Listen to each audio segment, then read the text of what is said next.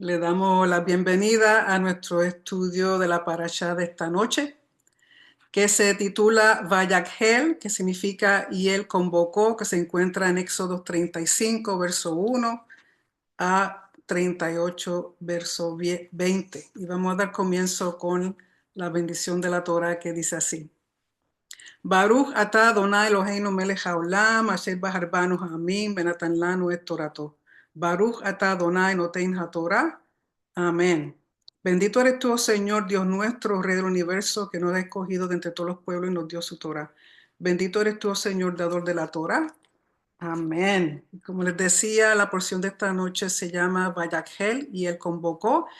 Y también esta noche, este Shabbat es un Shabbat especial llamado Shabbat Para, que tiene que ver con la vaca roja, que es importante siempre repasar y tratar de entender este estatuto, sobre todo cuando se relaciona con Pesaj, que pronto se aproxima. Así que vamos a dar lectura, empezando en Éxodo 35, verso 1. Y una de las cosas que tenemos que entender es que desde los capítulos 25 al 31 de Éxodo, Hashem le da el mandamiento a Moisés de construir el tabernáculo, es donde le presenta el tavnit o el modelo o el diseño. Y luego del 35 al 40 vamos a ver que se siguen repitiendo las instrucciones porque es ver la ejecución del mandato que Hashem le dio a Moshe. Y la repetición es una técnica literaria que se usaba mucho en el antiguo Medio Oriente y que también se está utilizando aquí en la Torá para mostrar que lo que Hashem pidió se cumplió. Y voy a estar leyendo y voy a saltar algunas cosas porque, como dije, son repetición porque quiero tener oportunidad de poder hablar un poquito sobre la vaca roja. Y Éxodo 35:1 dice, convocó Moshe a toda la congregación de los hijos de Israel y les dijo, estas son las palabras que ha ordenado el Eterno para hacerlas. 6 días se hará labor, pero el día séptimo será para ustedes sagrado, Shabbat, gran día de reposo o Shabbat Shabbatón, para el honor del Eterno. Todo el que haga en él labor será matado. No encenderán fuego en todas vuestras moradas en el día Shabbat. Y lo importante del Shabbat, además de ser un mandamiento, recuerden que es el único día que Hashem santificó, bendijo y lo hizo diferente a los demás días de la semana, dándole nombre, Shabbat. Y el Shabbat nos da propósito, nos da una razón de vivir, porque según un comentario que estaba leyendo, el comentarista explicaba que cuando nosotros celebramos Shabbat, participamos en una rectificación cósmica, en una rectificación de todas las cosas, ayudando a restaurar lo que lamentablemente en un principio que Hashem había hecho todo perfecto, incluyendo a Adán y a Eva, con la transgresión del pacto, todo eso fue roto y todo eso trajo muerte al mundo y trajo muerte a la humanidad. Entonces, cuando nosotros cumplimos con los mandamientos de Hashem, sobre todo con el Shabbat, hay muchas cosas que no podemos ver ni entender que ocurren en la esfera espiritual y en una esfera cósmica, como decía el comentarista.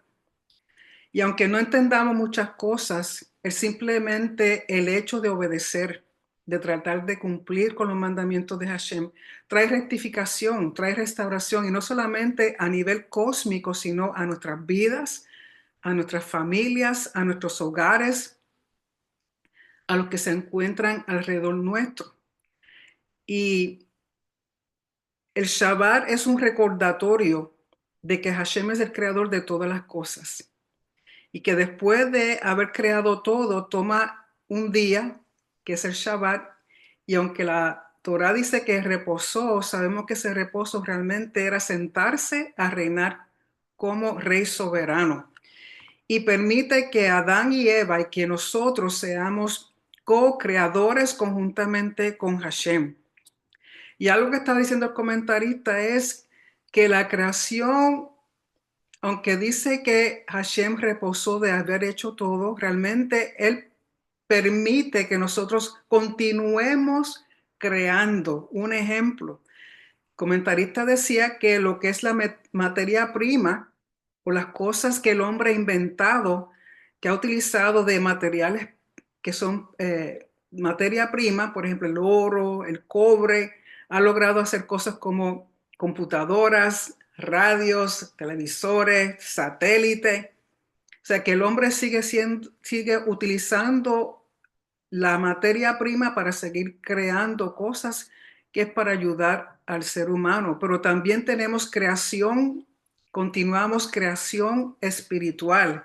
Cuando nosotros estudiamos la Torá, cuando nosotros celebramos las festividades, cuando nosotros cumplimos con los mandamientos y compartimos con otro y enseñamos a otro, eso también es parte de una creación que continúa. Porque recuerden que el propósito es volver a llegar a ese momento en que todo era perfecto, volver a llegar a ese Edén para entonces hacer el círculo completo, que es el propósito de nosotros estar cumpliendo con todas las cosas de Hashem. Por lo tanto, cuando cumplimos mandamientos que no lo entendamos por completo, estamos trayendo una rectificación a nuestras vidas y a nuestros familiares. Trae una restauración. Actualmente yo estoy haciendo una segunda maestría y la estoy haciendo en teología, y una cosa que he visto a través de las cosas que hemos estudiado es que en diferentes épocas se han levantado hombres y mujeres que, viendo el ambiente en el cual viven, donde hay corrupción, donde hay tanta maldad, donde hay tanto pecado, donde hay tanta depravación, eh, que no es nada nuevo porque ocurre en todas las generaciones. Siempre hay una que otra persona que se levanta a orar, a conectarse con Hashem, a tener un avivamiento en el Espíritu Santo, a tener un encuentro, y esas personas se unen y van trayendo un avivamiento a los pueblos, a las personas, a situaciones donde hay pobreza, donde hay cosas de necesidades básicas, donde comienzan a hacer justicia y bondad.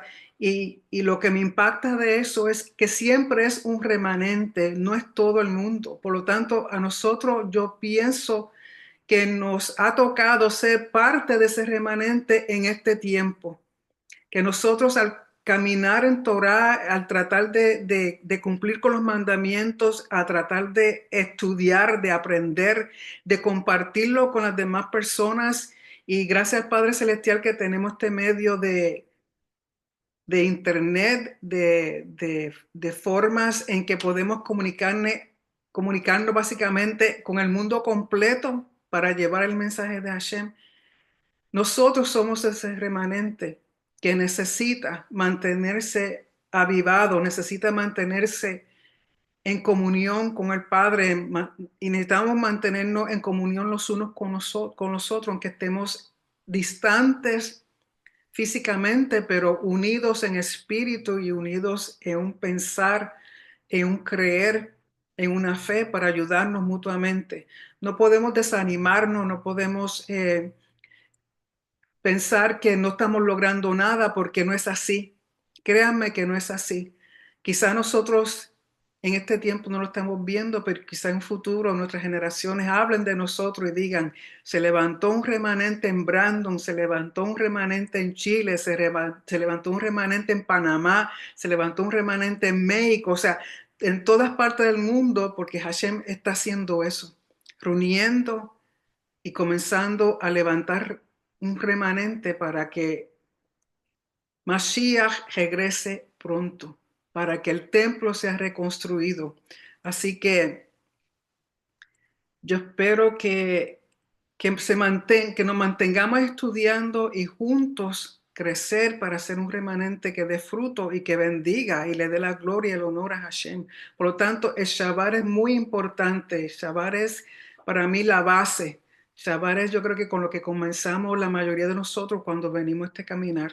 Y como dije, aunque no entendamos todas las cosas, necesitamos poder hacer lo mejor posible. ¿Ok? Simplemente quería compartir eso y luego al final del estudio, si hay preguntas, comentarios, pues entonces tendremos oportunidad para eso.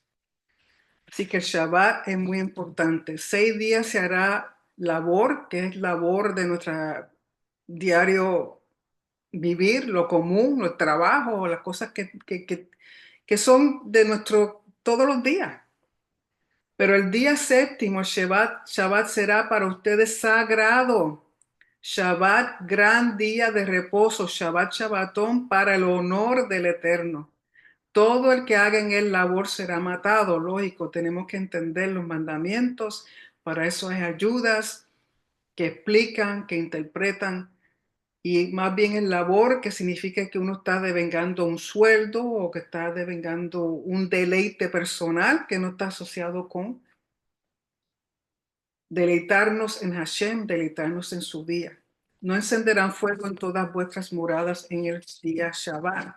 Con respecto a eso, muchos de los hermanos del camino han hecho estudios y les recomiendo que los vean porque ellos discuten qué significa ese mandamiento.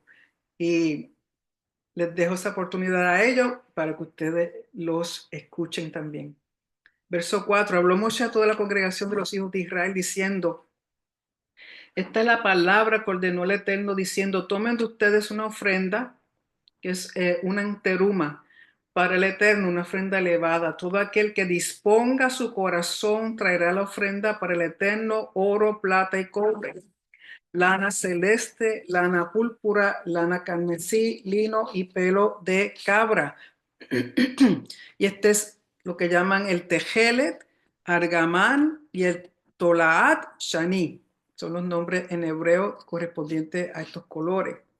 Piel de carneros rojizos, piel de tejashim y madera de acacia, aceite para el umbral, perfumes para el aceite de unción y para el saumerio de especias. Además, piedras de ónice y piedras para engarce, para el efod y para el pectoral. Todo aquel inteligente de corazón de ustedes vendrá y hará todo lo que ordenó el Eterno: al tabernáculo, a su tienda, a su cubierta, a sus broches, sus tablas, sus pasadores, sus columnas y sus basas, al arca, a sus barras, la tapa y al velo que cubre, a la mesa, a sus barras, a todos sus utensilios y al pan de faces, al candelabro para alumbrar, a sus utensilios, a sus candelas y el aceite para alumbrar, al altar del saumerio, a sus barras, al aceite de unción, al saumerio de perfumes y al velo de la entrada para la entrada del tabernáculo, al altar del holocausto, la reja que cubre de él, que él tiene, a sus barras, a todos sus utensilios, a la fuente y a su base, a las cortinas del patio, a sus columnas, a sus basas y al velo del portón del patio, a las estacas del tabernáculo y a las estacas del atrio y a sus respectivas cuerdas, a las vestiduras de cubrir para cubrir el santuario, a las vestiduras sagradas para Aarón, el Cohen, y a las vestiduras de sus hijos para ministrar. Y salieron toda la congregación de los hijos de Israel de delante de Moshe. O sea, Hashem es muy detallista, tiene un orden específico y se cumple tal y como él pide. Verso 21, vino todo hombre que lo impulsó su corazón y todo aquel que dispuso su espíritu a él, trayendo la ofrenda del Eterno para la labor de la tienda de reunión, para todo su trabajo y para vestiduras sagradas. De nuevo, aquí ofrenda es teruma, una ofrenda elevada. Vinieron tanto hombres como mujeres, todo aquel de corazón dispuesto trajo brazaletes, zarcillos, anillos y pulseras, todo objeto de oro y todo hombre que había levantado una ofrenda de oro para el Eterno. Aquí cuando habla de la ofrenda de oro, es un tenufa, tenufa. Ya mismito le explico la diferencia entre teruma y tenufa. También todo hombre que se hallaba con él, lana celeste, lana púrpura, lana carmesí, lino, pelo de cabra, piel de carnero rojizo o piel de tajashim, lo trajeron. Todo el que elevaba una ofrenda de plata o de cobre, trajeron la ofrenda para el Eterno, y todo aquel que se hallaba con él madera de acacia para toda la labor del trabajo, lo trajeron. Toda mujer de corazón inteligente con sus manos hiló y trajeron el hilado de lana celeste, lana púrpura, lana carmesí y lino. Todas las mujeres que les impulsó su corazón a ellas con inteligencia hicieron hilo de piel de cabra. Los príncipes trajeron las piedras de ónice y las piedras de engarce para el efod y para el pectoral. Y al perfume, al aceite para alumbrar, al aceite para unción y para el sahumerio de especias. Todo hombre y mujer que los dispuso su corazón a traer para toda la labor que ordenó el Eterno, para hacer en mano de Moshe, trajeron los hijos de Israel donación para el Eterno. Si se fijan, todo proviene del corazón. Tiene que salir del corazón el traer ofrenda a Hashem, ofrenda voluntaria. Cuando estemos en el libro de Levítico, vamos a ver que hay dos tipos de ofrendas. Están aquellas que son voluntarias y aquellas que son obligatorias, pero estas son voluntarias. Cuando se le da a Hashem, primero que nada, tiene que dársele lo mejor. Y número dos, tiene que salir de corazón. No porque nos obliguen otras personas o porque estamos siguiendo a los demás sin saber lo que estamos haciendo. O sea, debiera comenzar en el corazón el deseo de ofrendarle a Hashem, porque es una forma de agradecerle, una forma de dejarle saber que estamos agradecidos porque sabemos que todo proviene de Él, pero Él nos permite que de lo que Él nos da, con las cosas que Él nos bendice, poder hacer retribuir, dar una contribución, dar una donación en agradecimiento. Verso 30. Dijo Moshe a los hijos de Israel: vean, has designado el Eterno al nombre de Betzalel, hijo de Uri, hijo de Hur, de la tribu de Yehudá. Y lo colmó de espíritu divino, con inteligencia, entendimiento y conocimiento en toda labor. Recuerden que estos son tres virtudes características que la encontramos también en el Espíritu Santo. Que inteligencia es Hokma, que se debiera traducir sabiduría, con entendimiento Bina, que además de entendimiento es discernimiento, y con conocimiento o inteligencia, que es Da'at. Así que es Hokma, Bina y Da'at, que son las tres características y virtudes básicas del Espíritu Santo. Aquí Hashem imparta esto también a estos individuos que van a hacer lo que Él ha pedido que se haga, incluyendo hombres y mujeres. Verso 32, para proyectar proyectos, para trabajar en oro, plata y cobre, en labrado de piedra, para engaste y entallado de madera, para elaborar toda labor profesional y para enseñar, puso en su corazón a él y a Joliab, hijo de Ahisamach, de la tribu de Dan. Los colmó de inteligencia en su corazón para hacer toda labor de tallador, artesano, bordador en lana celeste, lana púrpura, lana carmesí y lino, y tejedor para realizar toda labor y proyectar ideas. Recuerden que Betzalel significa bajo la sombra del Eterno, y Aholiab es el que mora en la tienda del Padre. Así que tiene que ver que mora bajo la sombra y aquel que mora en la tienda, que ambas cosas tienen que ver con la presencia de Hashem en la vida de estos hombres que Él escogió. Capítulo 36. Dice: Bezalel y Aholiab y todo hombre inteligente de corazón que dio el Eterno sabiduría y comprensión en ellos para conocer a fin de hacer toda la labor del trabajo sagrado para todo lo que ordenó el Eterno. Llamó Moshe a Bezalel y a Aholiab y a todo hombre inteligente de corazón que le había dado el Eterno inteligencia en su corazón, todo aquel que lo impulsó su corazón para acercarse a la labor a fin de hacerla. Tomaron delante de Moshe toda la ofrenda que trajeron los hijos de Israel para la labor del trabajo sagrado a fin de hacerla. Y ellos seguían trayendo a él más ofrendas cada mañana. Vinieron todos los sabios que realizaban toda la labor sagrada, cada hombre encargado de su trabajo que él hacía. Y hablaron a Moshe diciendo: Aumentaron el pueblo en traer más de lo necesario para el trabajo de la obra que ha ordenado el Eterno que se haga. Entonces ordenó Moshe que pregonara en el campamento diciendo, tanto hombre como mujer no realicen más labor para la ofrenda sagrada. Trajeron tanto que tuvieron que detenerlos.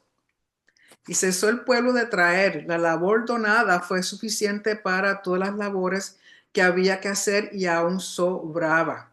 Así que de corazón, y es reciprocidad, había dicho, retribución es reciprocidad, darle a Hashem en agradecimiento, ser recíproco con su gracia, con su misericordia, con lo que Él nos provee. Verso 8. Hicieron todo el inteligente de corazón de entre los que hacían el trabajo el tabernáculo de 10 cortinas de lino retorcido, lana celeste, lana púrpura y lana carmesí. Querubines, diseño de artesano los hizo. Y habían dos tipos de diseño de las cortinas. Estas específicamente están descritas como eran 24 hilos de lino entretejidos. 6 de ellos eran blancos y 18 teñidos, consistiendo de 6 azules o tejelet, 6 púrpura o morado y 6 rojos o carmesí. Así que un total de 24 hilos que era entretejido para hacer uno, y ese consistía de 6 hilos blancos y 18 teñidos con los colores que Hashem pidió. Y cuando ellos hacían estas cortinas, habían dos técnicas. Había una en la cual el tejido, lo que veían por el frente de la cortina era una imagen y lo que veían en la parte de atrás de la cortina era otra imagen. ¿Cómo hacían eso? No sé, pero la cosa es que las imágenes al frente era una y por la parte de atrás era otra. Y luego vamos a ver que la cortina que es a la entrada del Mishkan está tejida de misma cantidad de hilo, en la misma forma los colores, pero la imagen se podía ver tanto de frente como por la parte de atrás. La misma imagen se veía de ambos lados, mientras que para estas cortinas en específica, el que miraba de frente veía una imagen y el que estaba detrás de la cortina veía otra. Pero esta consiste de querubines. Recuerden que los querubines representan los guardianes. Así que los querubines representan los guardianes porque están guardando el santuario, sobre todo están guardando el lugar santísimo. Y comienza a hablar de la longitud, de la anchura y de tantos otros más detalles que no los voy a leer. Pero estas cortinas, que es lo que va a cubrir el Mishkan, la primera cortina es la que va encima de la madera. Recuerden que había madera levantada por los cuatro lados, entonces esta primera cortina va a cubrir la madera y tiene esos diseños. Entonces, cuando los sacerdotes entraban y si miraban hacia arriba, iban a ver esa cortina con los diseños de querubines. Así que esa es la primera que cubre, y a esa es la que le llaman Mishkan. ¿Okay? La primera cortina que cubre, que empieza a cubrir, que cubre las tablas, se le llama Mishkan y consistía de 10 cortinas. Luego, la segunda cortina, en el verso 14, se hizo cortinas de pelo de cabra, 11 cortinas. Estas son, como dice, pelo de cabra, y esta es a la que le llaman ojel o tienda. Estaba encima de la primera. ¿Okay? Y luego en el verso 19 dice, hizo la cubierta para la tienda de piel de carneros rojizos y cubierta de piel de tejashim por arriba. Da a entender que lo que viene siendo el techo consistía de dos tipos de telas. Piel de carneros teñidas en rojo y cubierta de piel de tejashim. Lógico, no sabemos lo que era el tejash, pero no mencionan. Lo que sí se entiende que tenía que ser algo que era impermeable a la lluvia o nieve, será que caía nieve. Por lo tanto, esa es la que va a ser el techo y esa era una cortina que solamente cubría el techo. Así que tenemos la primera que cubre toda la madera, que se le llama Mishkan, la segunda que cubre parte del techo y parte de la que está primero, y luego la última que sirve de techo, que consiste de dos tipos de piel, carnero y de hashim. Y luego habla de las basas y un montón de cosas, y pasadores. Y saltamos al verso 35. Dice, hizo al velo de lana celeste. Aquí lo traducen como velo, pero en hebreo es la palabra paroquet.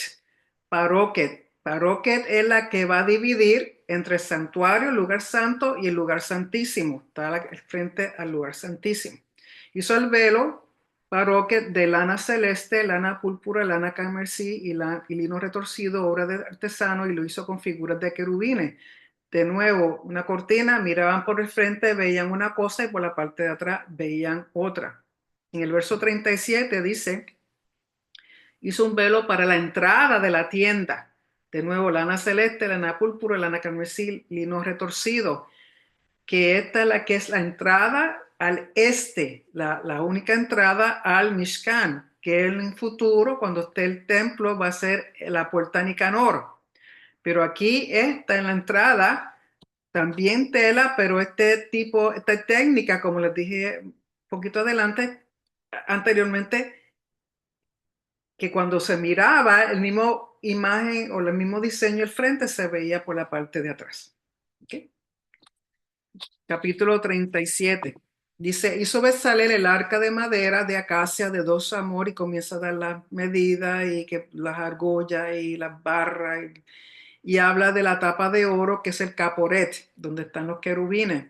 Lo interesante de esto, según los comentaristas, es que el arca consistía de 3 cajas. La caja más interna era madera con oro por encima. Luego la que era del medio era solamente madera. Sabemos que la madera que están usando es acacia. Y la externa era de oro puro. Así que el arca consistía de 3 cajas que iban una dentro de la otra. La más interna era de madera cubierta de oro, la del medio era solamente madera y la externa consistía de oro puro. Y dice que los 2 querubines eran parte de la tapa o del caporet. Luego hablo de que hace la mesa de acacia, donde ponen los panes. Y con respecto y luego las argollas, las barras, perdón. En el verso 17 habla del candelabro de oro puro y da toda la información al respecto. Y luego en el verso 25 habla del altar del sahumerio o del altar del incienso. Y comienza a dar detalles de las medidas. Una cosa con respecto al incienso, que no había dicho al principio, que el incienso era algo que también utilizaban en otras culturas paganas y lo asociaban con la presencia del dios o para purificar los templos. Hacían incienso y usualmente lo hacían en una forma visible. Recuerden que aunque habían templos, la gente común no podía ver lo que hacían los templos, usualmente era solamente los sacerdotes que trabajaban ahí o quizás le daban acceso a algún rey o algún líder o alguna persona de mucho dinero, pero el incienso estaba asociado con que fumigar o purificar el templo y también representaba para ello la presencia de sus dioses. Aquí en el altar sabemos que el altar se encuentra en el lugar santo. Tenemos la menora al lado sur, tenemos la mesa de los panes al norte y en el mismo centro estaba puesto el altar de incienso. Y este altar de incienso tiene un ancho de 48 centímetros o 1.6 pies y la altura, el largo era de 96 centímetros o 3.1 pie. O sea que no era muy grande y quedaba justo en el centro del santuario o del lugar santo. El capítulo 38 habla hizo del altar del holocausto de madera de acacia de 5 amos de longitud, 5 amos de anchura, o sea que lo mismo es de alto que de ancho, perdón, de ancho y de largo era de igual medida y de altura era de 3 amot. Así que el altar de afuera, el altar que usan para hacer las ofrendas era de ancho y de largo 2.4 metros o 7.9 pies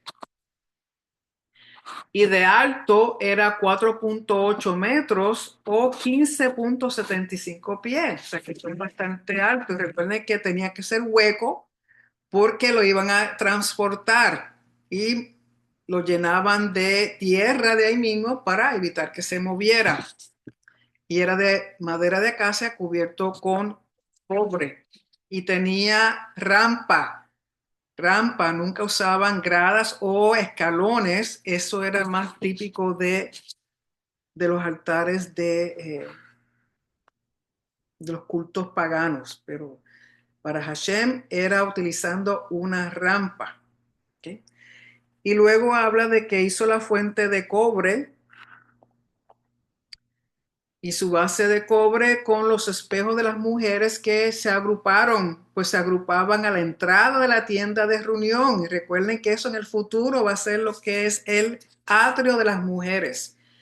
Y usan los espejos, que en aquel entonces no eran espejos como tenemos hoy día, pero eran de un metal de cobre bien pulido, que por lo menos reflejaba algo cuando se miraban en él. Y las mujeres se encontraban al frente haciendo pues las labores que hacían y que luego orando o lo que fuera y luego cuando el templo es diseñado permanentemente es lo que va a ser el atrio de las mujeres. Y habla de que hizo el patio en el lado sur y habla de las cortinas y de nuevo el lino retorcido que dependiendo de dónde iba la cortina va a ser la técnica del diseño. Y por último, en el verso 18 dice, el velo del portón del patio era obra de bordador de lana celeste, lana púrpura, lana carmesí y lino retorcido, 20 amos de longitud a la altura, que su anchura 5 amot, como la altura de las cortinas del patio, sus columnas 4 y sus basas 4 de cobre, sus ganchos de plata, la cobertura de sus capiteles y sus juntas de plata y todas las estacas del tabernáculo del patio en derredor hizo de cobre. Y le he dicho anteriormente que todo este Mishkan, todo este tabernáculo representa el cuerpo humano y tiene sus medidas y los números que utiliza aquí tiene mucho más profundidad de simbolismo.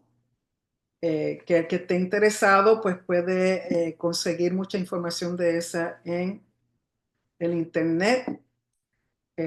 También el estudio que ya yo había hecho hace varios años del cuerpo humano, comparándolo con el Mishkan y sus asociaciones. Así que les recomiendo que, si no lo han visto, que lo vean, que yo considero que está interesante. ¿Okay? Y recordando de nuevo que nuestro propósito, nuestro potencial es mejorarlo cuando nosotros cumplimos los mandamientos. Y aquí este Mishkan es parte del mandamiento que sabemos que luego en el futuro, con el rey David, el rey Salomón, se hace permanentemente. Lamentablemente se fue destruido y luego se reconstruye el segundo templo, que estuvo 410, 20 años en Jerusalén y luego es destruido por los romanos en el año 70 de la era común. Y esperamos que algún día sea pronto reconstruido. ¿Okay? Así que con eso, a vuelo de pájaro, como decimos, es la porción de esta noche, porque quiero presentarle un estudio sobre la Pará Adumá o la vaca roja, porque este Shabbat corresponde a ese estudio de la vaca roja que se encuentra en Números capítulo 19. Así que vayamos a Números capítulo 19, versos 1 al 22 para leer con respecto al Jucat o la ordenanza o estatuto de la vaca roja. Y en Números 19:1 dice, habló el Eterno a Moshe y a Aarón diciendo, este es el estatuto de la Torá que ha ordenado el Eterno diciendo, habla a los hijos de Israel para que te traigan una vaca alazana o roja completamente, que no hubiera en ella ningún defecto y que no se unció sobre ella un yugo. Se la entregarán al azar el Cohen y él la sacará fuera del campamento, será degollada delante de él. Tomará el azar el Cohen de la sangre de ella con su dedo y rociará hacia el frente de la tienda de reunión de la sangre de ella 7 veces. Será quemada la vaca ante sus ojos. Su piel, su carne y su sangre con su estiércol quemarán. Tomarán el Cohen madera de cedro, hisopo y lana carmesí y los arrojará dentro de la quema de la vaca. Lavará sus vestidos el Cohen, lavará su cuerpo en agua, después vendrá al campamento y será impuro el Cohen hasta el anochecer. El que la quemare, lavará sus vestidos en agua, lavará su cuerpo en agua y será impuro hasta el anochecer. Reunirá un hombre puro las cenizas de la vaca y la dejará fuera del campamento en lugar puro, y serán para la congregación de los hijos de Israel guardadas para el agua de aspersión, para purificación es ella. Lavará el que reunió las cenizas de la vaca sus vestidos y será impuro hasta el anochecer.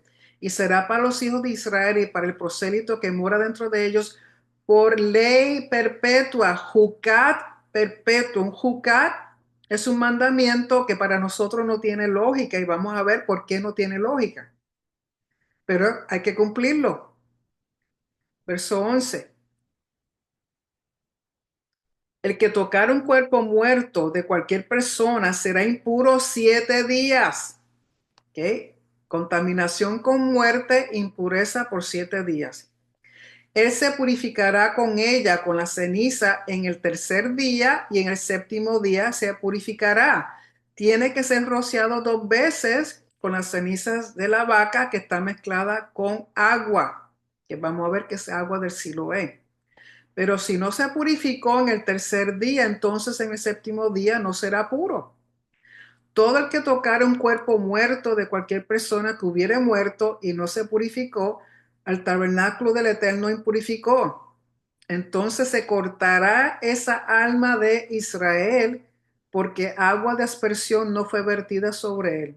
Impuro será, todavía su impureza está sobre él. O sea que una persona, perdón, que haya sido contaminada con muerte y que entrase al tabernáculo o en el futuro al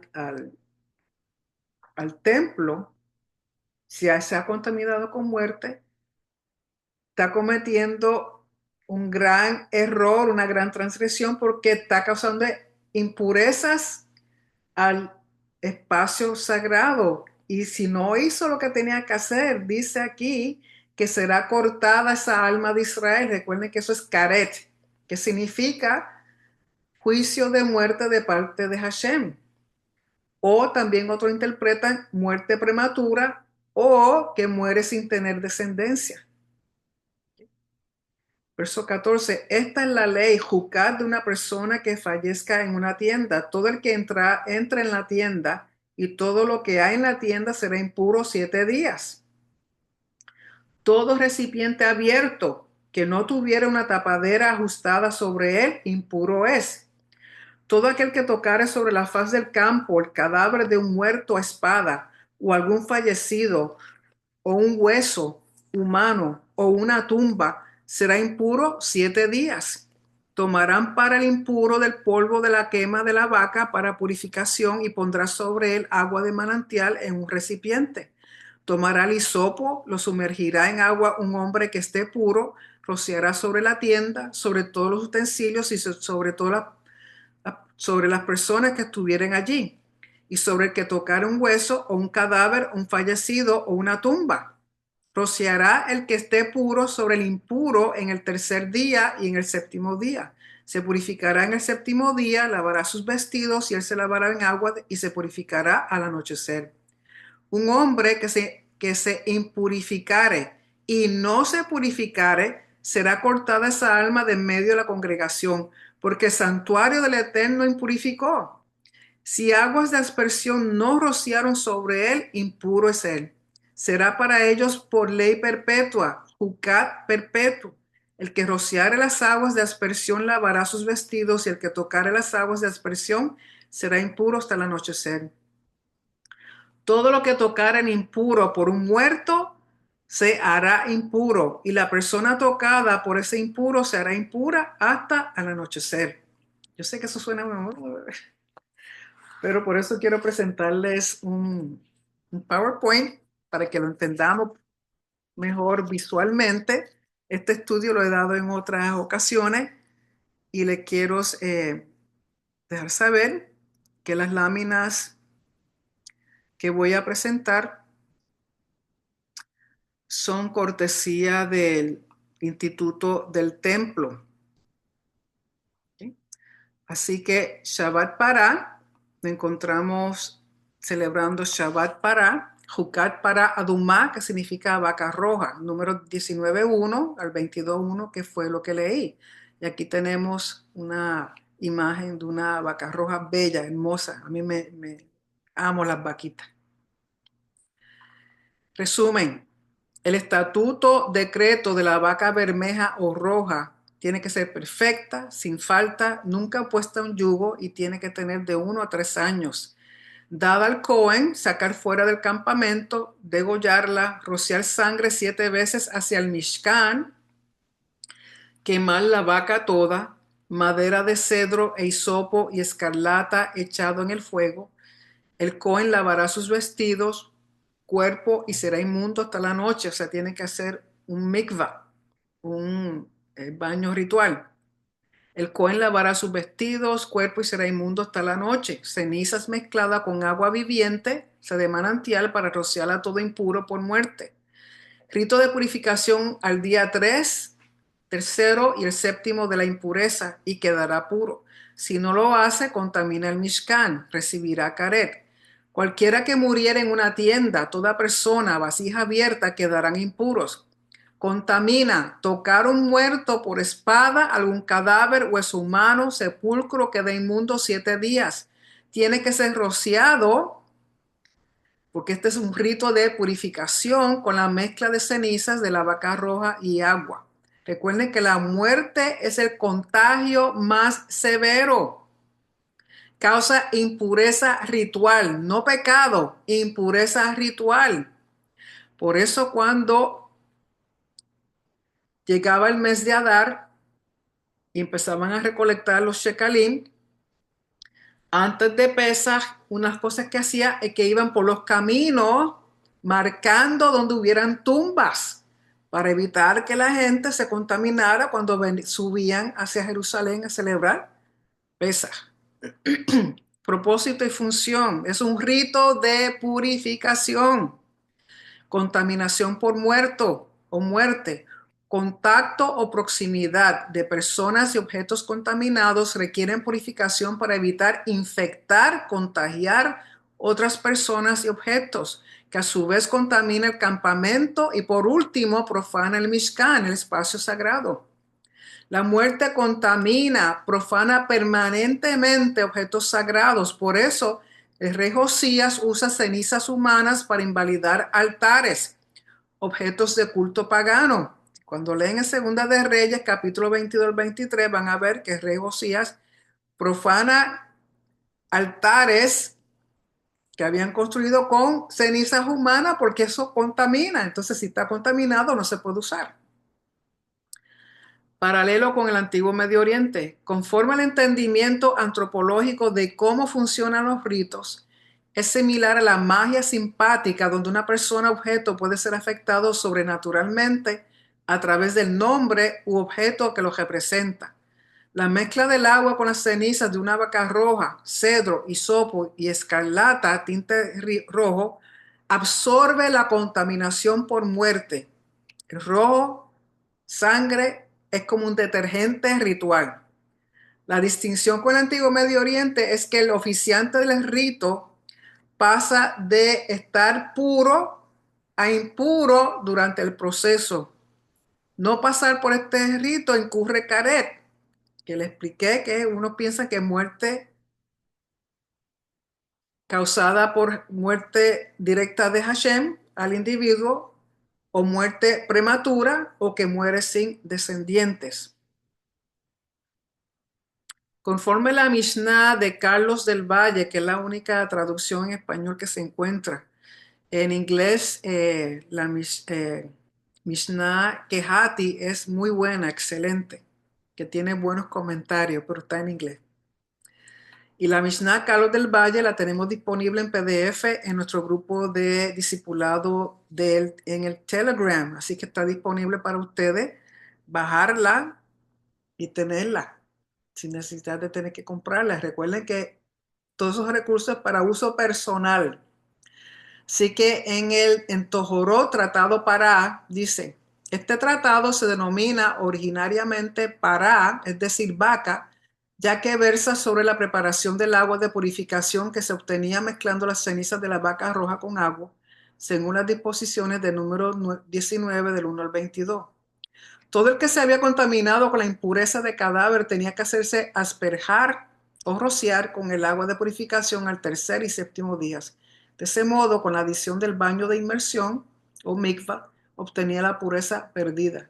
El tratado, que contiene 12 capítulos, describe los pormenores relacionados con la preparación del agua de purificación y con las aspersiones.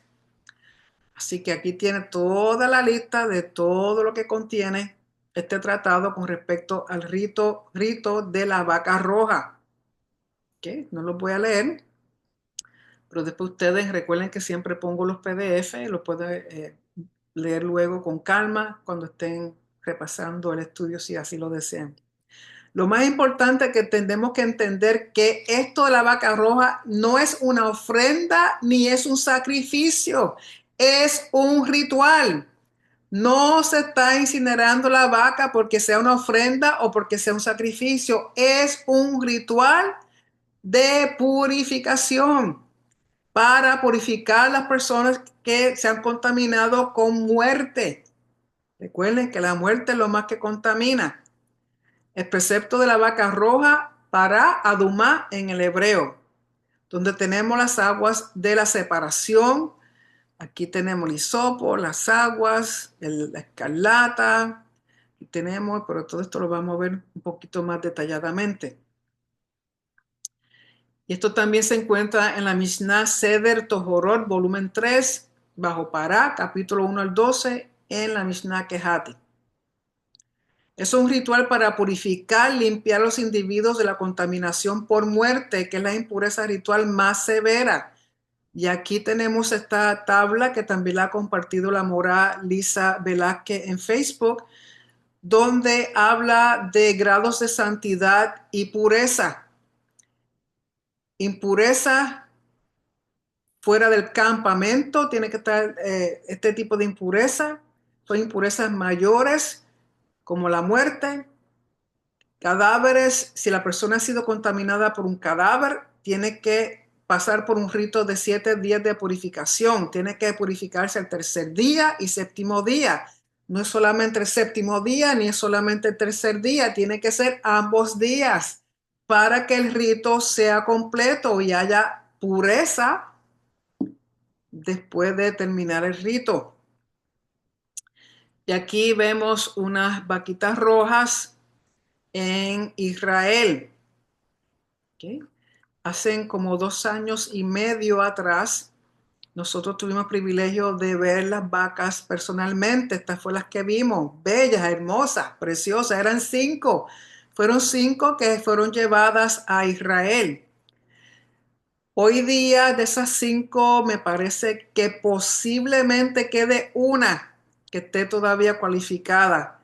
Y aunque están ya por cumplir 3 años, que en algunos comentarios dice que la vaca no puede tener más de 3 años para incinerarla, hay discusiones de que debido a la rareza de encontrar una, que posiblemente puede llegar a tener más años, pero el problema de mientras más años tenga esta novilla, esta vaquita joven, más es la posibilidad de que se contamine o le suceda algo y se descualifique.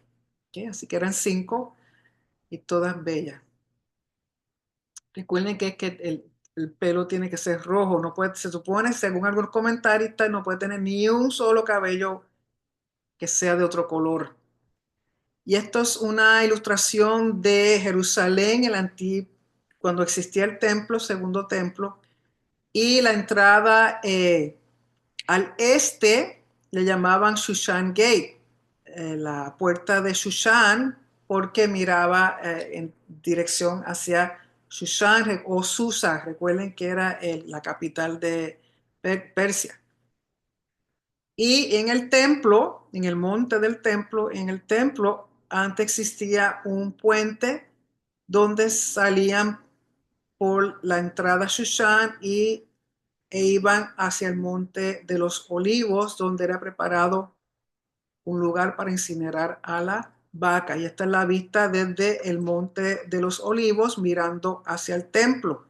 Y si ustedes ven todos estos arcos, era importante porque esto causaba elevación y causaba que esta plataforma o este puente estuviera lo más lejos posible de contaminaciones que hubiera en la tierra, ya fueran huesos o tumbas o sepulcros, lo que fuera, y así evitar contaminación. Y hoy día, cuando se va al monte del templo, eh, en la plataforma, debajo de la plataforma, hay huecos, hay cuartos, hay otros lugares túneles y cuando uno entra, esto es una foto donde se ven los arcos también debajo de la plataforma, donde se encuentra la mezquita y donde estuvo un tiempo el templo. Cuando uno de esa plataforma baja, encuentra que hay arcos de nuevo, los arcos debajo del templo para evitar contaminación con muertos, sepulcros o huesos. Como ustedes ven, son utilizados por los musulmanes para sus oraciones. La mayoría de estos lugares debajo de la plataforma se han convertido en mezquitas,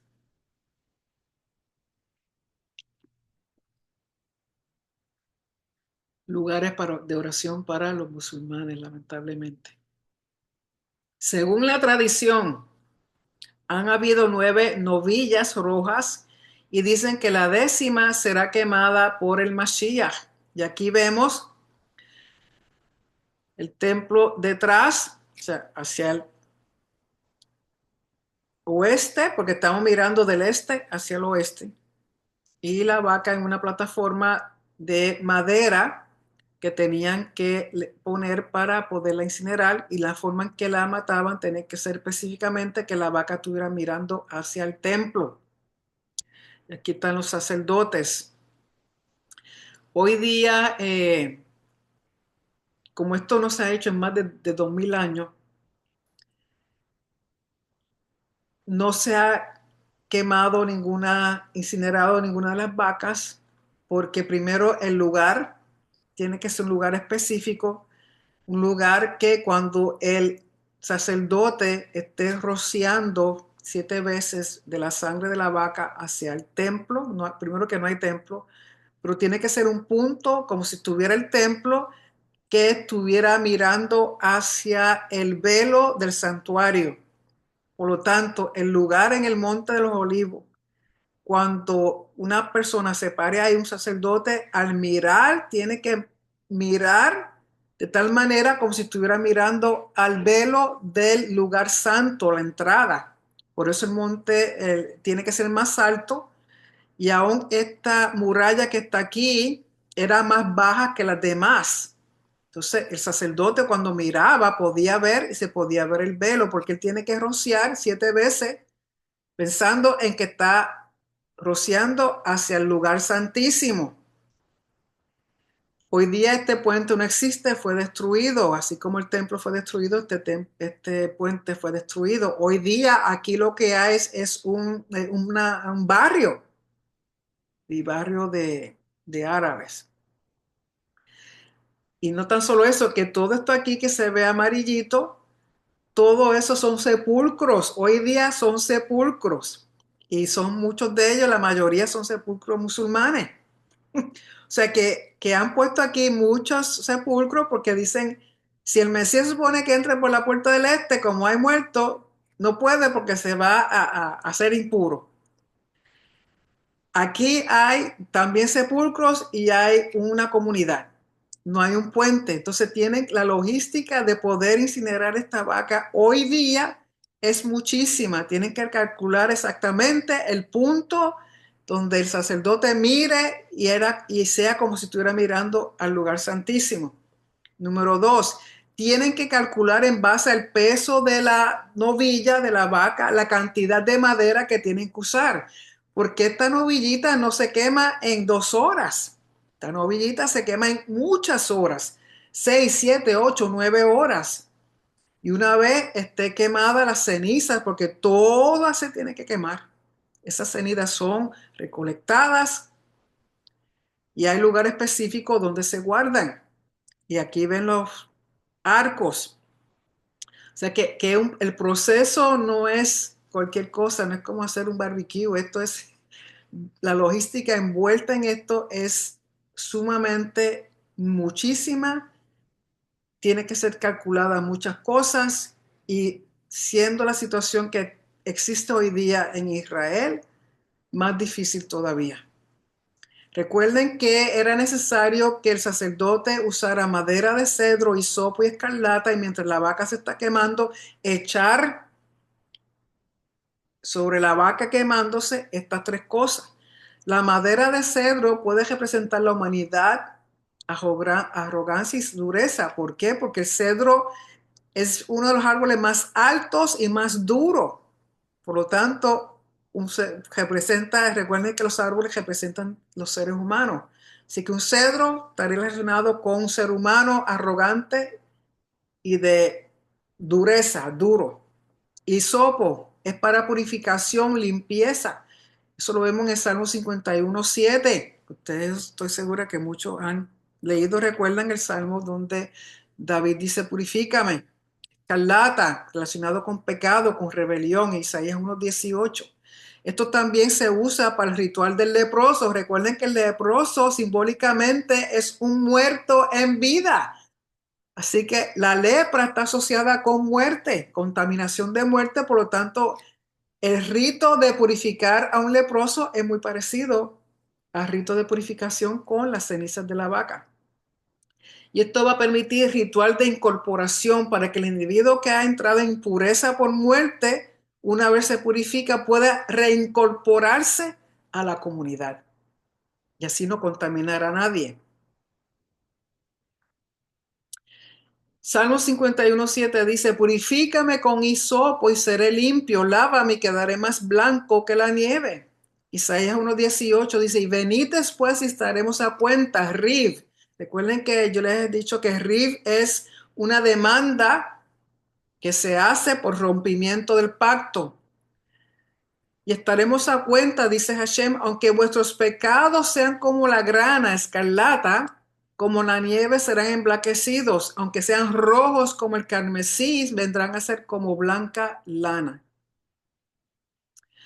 En el libro de Hebreos, contexto de sumo sacerdote y Yom Kippur, Hebreos 9:13 dice, porque si la sangre de los machos cabríos y de los toros y la ceniza de la becerra rociada a los inmundos o impuros santifica para la purificación de la carne. ¿Ok? ¿Ustedes están entendiendo esto? Que si la sangre de los machos cabríos y de los toros y la ceniza de la becerra rociada a los inmundos santifica para la purificación de la carne, o sea que Yom Kippur, el rito de la vaca roja, purifica al que es impuro, al que está inmundo, cuánto más la sangre del Mashiach, que mediante el Espíritu Eterno se ofreció a sí mismo sin mancha a Elohim, limpiará nuestras conciencias, corazón y mente de las obras muertas para servir al Elohim vivo. Obras muertas, muerte. Solamente la sangre del Mashiach nos puede pasar de muerte a vida, de impureza a pureza.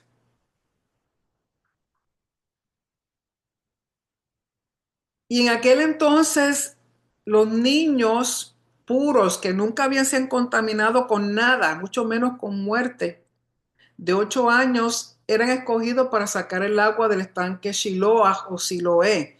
O sea que estos niños, sus madres embarazadas, eran puestas en un lugar que estuviera puro, que no estuviera contaminado, que nunca se había contaminado con muerte. Y estas mujeres pasaban todo su embarazo ahí y tenían a su bebé ahí.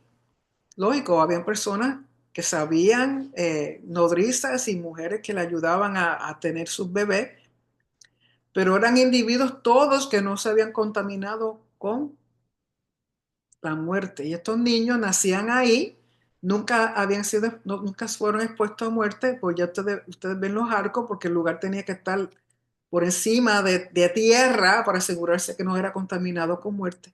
Y cuando tenían 8 años, eran escogidos para bajar hasta el Siloé e iban cargados sobre bueyes, sobre unas tablas específicas y recolectaban el agua del Shiloah, del Siloé, que es agua de vida, manantial, es un manantial, para poder echar las cenizas de la vaca roja y usar eso para rociarle al impuro para que pase a ser puro ritualmente.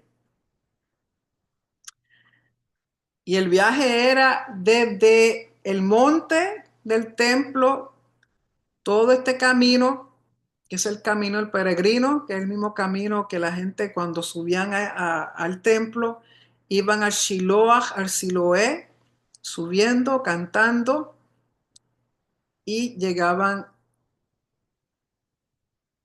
arriba al monte.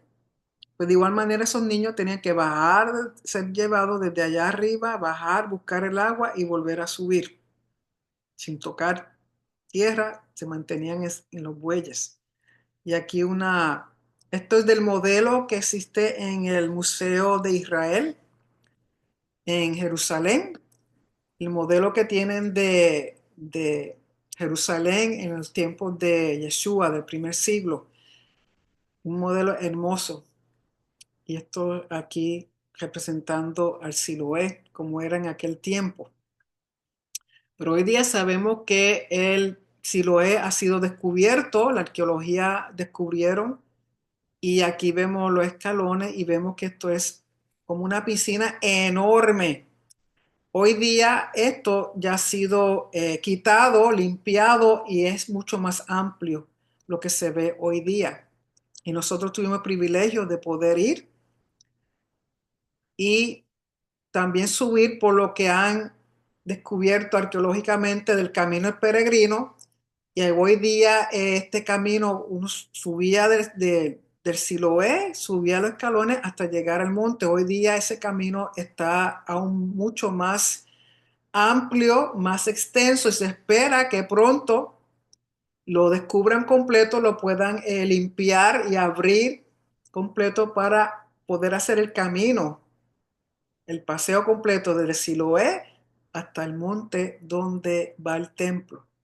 Y aquí pues tienen una plataforma para cuando vienen los turistas y estudiantes sentarse a dialogar, a estudiar y a hablar. Y habíamos dicho que el hisopo sirve para, representa, simboliza pureza. Y lo que hacían, agarraban un ramito de hisopo y lo sumergían en el agua con las cenizas y con eso rociaban a los individuos. Y el hisopo tiene la florecita, es como si fuera una brocha, o sea, que absorbe, entonces puede rociar. Recuerden que no es bañar al individuo, simplemente rociar. Rociar, los sacerdotes, ellos están impuros, han sido contaminados con muerte y vienen y los sacerdotes tienen que estar en estado de pureza ritual para rociarlos a ellos. Y la pregunta es, ¿cómo funciona esto? Que ni siquiera el rey Salomón pudo contestar cómo es que funciona este jucat, cómo es que funciona esta ordenanza. O sea, para nosotros no tiene lógica, pero el misterio es el siguiente, que los sacerdotes se encuentran en estado de pureza. Ritualmente, tal individuo impuro antes de ser rociado. El sacerdote está en estado de pureza ritual, el individuo está en estado de impureza ritual, es rociado y cuando termina ese rociado, entonces el individuo queda puro y el sacerdote queda impuro. Hay una transferencia de impureza a puro y aquel que es puro se hace impuro. Y las cenizas de la vaca roja eran guardadas en 3 sitios. En el templo, en la entrada al atrio de las mujeres, habían 2 cámaras pequeñas. Una era que se encuentra aquí a mi derecha, era el Sanedrín Catán o el Sanedrín pequeño, y aquí al lado era una cámara donde se guardaban las cenizas. También había un lugar específico en el Monte de los Olivos, recuerden que es donde se incinera la vaca, y luego lo que sobraba de las cenizas era repartida entre los 24 grupos de levitas, o sea que en cada ciudad levítica había cenizas, porque el que no podía bajar hasta Jerusalén, si se contaminaba con muerte, el sacerdote podía hacerle el rito de purificación. Y con eso terminamos el estudio de la vaca roja. Recuerden que yo pongo todos los videos, todos los estudios en YouTube. Si no se ha suscrito, suscríbase por favor, eso nos ayuda. Dele like, dele a la campanita para cuando hay videos nuevos usted sea notificado. Y además de YouTube, los videos son puestos en Facebook, también son puestos en nuestro grupo de Telegram y también tenemos ahora un podcast en Spotify que es solamente el audio del estudio que está disponible a todas las personas. Así que con eso terminamos el estudio de la vaca roja y de Vallagel con respecto a y él convocó.